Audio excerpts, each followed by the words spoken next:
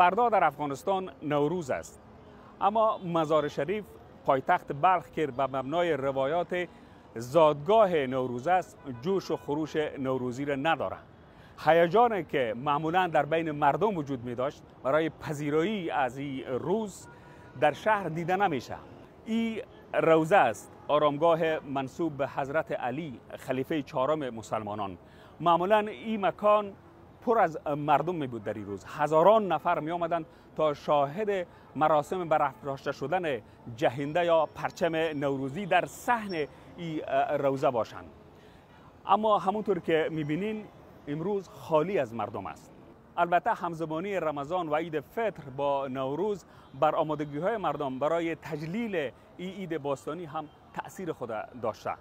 اینجا پس از شام حتی مغازه ها به دستور ریاست امر به معروف و نهی از منکر طالبان در ولایت بلخ برای ادای نماز تراویح دروازه های خود را می‌بندند.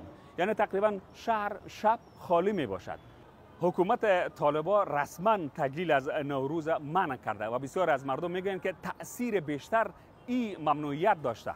لحظات پیش ما با شماری از مغازه‌دارا هم صحبت کردم و پرسیدم که خرید نوروزی چطور بوده. نوروزی دیگه امسال وقت چیزی بالا نیست، وقت بسیار فروشات خوب بود، مکمل هم میوه میگرفت و هم هفت میوه.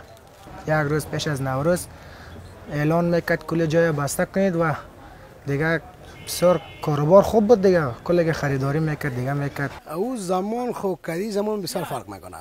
او زمان مثال جنده مولا بالا میشد، بعضی رسم و عنعناتی بود که اجرا میشد.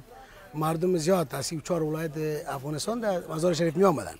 در حدودی که مکتبا مکمل بسته میشد، میمونخانه جور میشد، پارکا هم بود دیگه کم رنگ تر است، چون رفت آمد کم از مسافر نمیه، نسبت در سال قبل ضعیفتر است.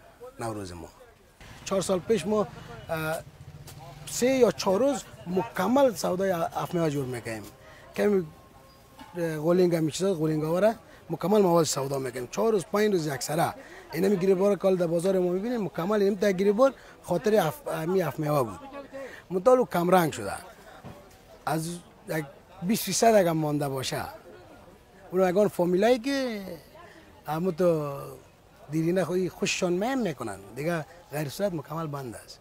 در سالهای پیش از حاکمیت مجدد طالبان هتل‌ها و رستوران‌ها پر از زائران می بود و بازارهای شهر خیلی گرم می بود. به بیان دیگر برگزاری مراسم نوروز در کنار این که نیکوداشت یک عید باستانی بود، منبع درآمد خوبی هم برای مردم بود که به اقتصاد این ولایت کمک میکرد.